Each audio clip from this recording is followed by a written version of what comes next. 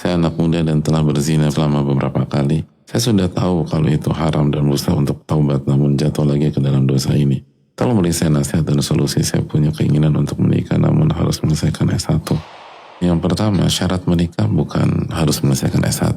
Kalau pakai sudut pandang syariat, ya mungkin ada kendala lain atau ada syarat dari pihak lain. Misalnya kadang-kadang ada orang tua bilang, kamu gak boleh nikah kecuali harus lulus S1. Dan yang kedua, menjelaskan banyak para ulama, kalau sampai pada titik kita nggak bisa menahan syahwat kita, dan kalau tidak menikah kita akan jatuh ke dalam dosa dan maksiat, apalagi berzina, maka pada saat itu hukum pernikahan dalam ilmu fikih wajib.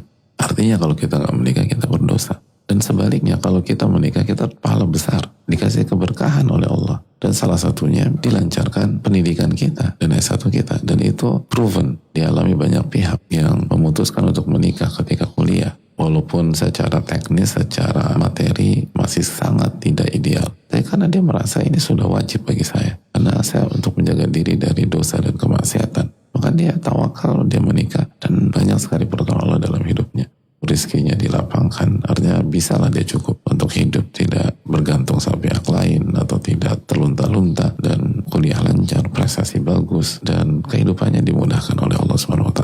Itu yang saya ketahui, bukan satu dua orang, apalagi pengalaman banyak pihak yang saya tidak tahu.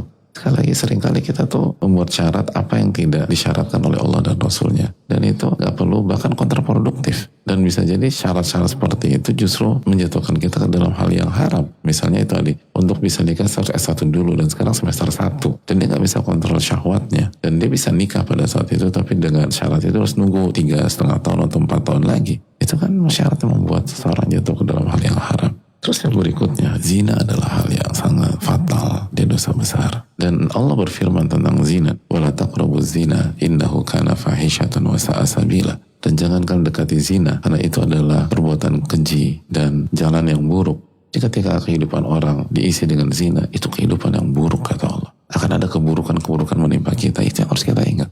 Dan jangan hanya diartikan hal-hal buruk itu hanya penyakit kelamin. Bisa jadi Allah takdirkan Anda nggak kena di situ, tapi bisnis Anda, keluarga Anda, rumah tangga Anda, hubungan Anda dengan orang tua, nanti sama partner, itu berantakan.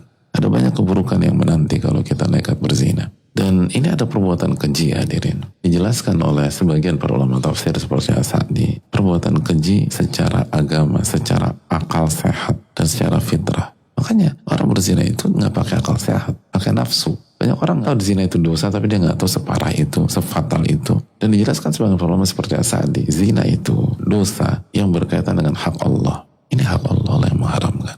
Anda mau suka sama suka, ridho sama ridho, berarti dua-duanya lancang kepada Allah Subhanahu Wa Taala. Ini hak Allah Subhanahu Wa Taala. Lalu hak wanita, walaupun suka sama suka, karena sukanya itu bukan secara agama, secara akal sehat, dan secara fitrah. Ini suka syahwat, lalu kita manfaatkan itu. Lalu yang ketiga, hak ahli hak, kata para ulama. Ketika seorang berzina, ini berkaitan dengan hak keluarga besar dari wanita tersebut. Anda bukan berurusan dengan dia, Anda berurusan sama keluarganya. Karena kalau bapaknya tahu, dan bapaknya masih di atas fitrah, walaupun nggak terlalu ngerti agama, kira-kira bapaknya ridho nggak anak perempuannya ditidurin? Nggak ridho. Kira-kira kakak laki-lakinya ridho apa tidak? Enggak. Makanya begitu kejadian taspek garis 2 yang artinya hamil di luar nikah, itu yang heboh siapa? Keluarga besar. Dan keluarga besar merasa terpukul. Sampai om, tante, kakek, nenek merasa terpukul. Dan mereka sepakat, kamu bikin malu keluarga. Jadi orang yang berzina itu menzolimi keluarga besar. Pengen dosanya kayak apa? Karena yang malu itu bukan hanya 1-2 orang, satu keluarga besar malu, satu keluarga besar merasa terpukul, satu keluarga besar merasa kecolongan. Orang mencuri, misalnya mencuri sendal atau mencuri apalah, itu satu keluarga besar nggak terpukul. Apalagi kalau dia pelit, rasain tuh biar tahu. Tapi kalau zina, apalagi hamil dan nikah, itu satu keluarga besar terpukul. Dan kalau wanita ini sudah menikah, auzaujiha, ini hak suami, ini salah satu yang paling parah gitu. Kalau dia sudah nikah, ini hak suaminya.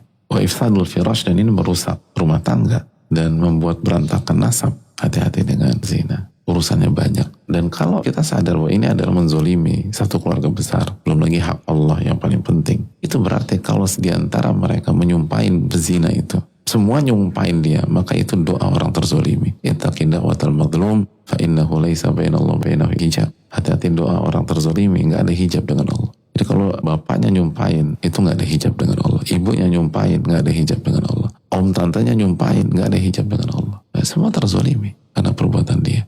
Belum lagi banyak kasus, apalagi kalau hamil, bisa mengarah ke kasus pembunuhan, aborsi, padahal nyawa sudah ada. Atau kalau misalnya terus dipertahankan, itu merusak masa depan wanita tersebut karena dia nggak siap. Apalagi prosesnya haram. Dan oke dinikahin, banyak pernikahan kayak gitu, cuman status aja lalu cerai. Karena memang mereka nggak siap jadi suami istri. Lalu ini berkaitan nanti ke pendidikan anak yang lahir tersebut. Dan anak itu nggak bersalah. Tapi karena orang tuanya nggak siap dan melakukan dengan cara yang haram, akhirnya anak dikorbankan. Lalu jadi anak yang rusak. Lalu anak yang rusak itu nanti melakukan hal yang sama. Aduh itu panjang urusan, nggak mikir kita ini.